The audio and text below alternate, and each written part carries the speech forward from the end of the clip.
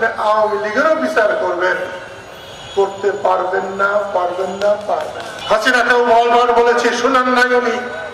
ওনাকে আমি মায়ের মতো সম্মান করি, আর আপনারা জানেন আমি মায়ের জন্য কি করতে পারি, এটা বাংলাদেশের মানুষ জানে, টাঙ্গাইলের মানুষ জানে। সেই জন্য বলছি, শেখ হাসিনার অন্যায় শেখ মুজিবের অন্যায় না, শেখ হাসিনার অন্যায় মুক্তিযুদ্ধের অন্যায় না, শেখ হাসিনার অন্যায় আওয়ামী লীগের অন্যায় না। যে আওয়ামী লীগ জন্ম দিয়েছে মৌলানা ভাসানী, যে আওয়ামী লীগ জন্ম দিয়েছে শামসুল হক, সেই আওয়ামী লীগের অন্যায় নয়। তাই হাসিনার বিচার করবেন বলে আপনি আওয়ামী লীগেরও বিচার করবেন, করতে পারবেন না, পারবেন না, পারবেন। আইয়ুব খান পারে নাই, ইয়াহিয়া খান পারে নাই, আপনারা এটা করবেন কেন? আওয়ামী লীগের যারা দোষী, যারা অন্যায় করেছে তাদের বিচার করেন, কোর্টে নেন। সবাই আওয়ামী লীগের দোষর, স্বৈরাচার, তাহলে কি আপনারা আমের আচার? আওয়ামী লীগ যদি স্বৈরাচার হয়, যে কাজগুলো আপনারা করছেন এখন, এটা কি আমের আচার? না।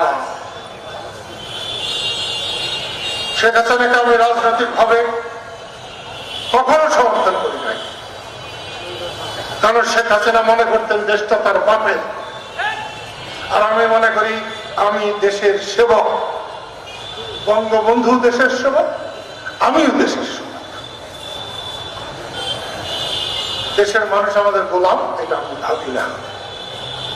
আমরা সকলে গোলাম, আল্লাহর গোলাম, তারপরে আল্লাহর বান্দার গোলাম। আমি গোলামি করেই যেতে চাই। সেই জন্যে তোমাদের যারা মুক্তিযোদ্ধা বন্ধুরা, তোমাদের কাছে আমি ধন্যবাদ জানাই, অনুরোধ করি, মরার পর তো আর মরণ নাই, আছে? তাহলে সম্মান নিয়ে মরা ভালো। সম্মান ছাড়া বাঁচার চাইতে সম্মান নিয়ে এক মুহূর্ত বাঁচা ভালো। যারা জাতীয়তাবাদী মুক্তিযুদ্ধ করছে, আমার তাদের প্রতি এক মুহূর্তের উপর ক্ষোভ নেই। 100 জন করে। জিয়াউর রহমান একজন শ্রেষ্ঠ মুক্তিযোদ্ধা, কিন্তু টাঙ্গাইলের মুক্তিযুদ্ধে কোনো দলাদলি ছিল না, কোনো হলাহলি ছিল না। এটা করে যদি তোমাদের সুবিধা হয়, মুক্তিযোদ্ধাদের সম্মান বাড়ে, তাতেও আমি কিন্তু তোমাদের সমর্থন করব। আমি চাই সকল মুক্তিযোদ্ধা সম্মানে থাকুক, সুন্দরভাবে থাকুক, সম্মানিত হোক, সম্মান নিয়ে তাদের জীবন চলুক, এটাই আমি চাই।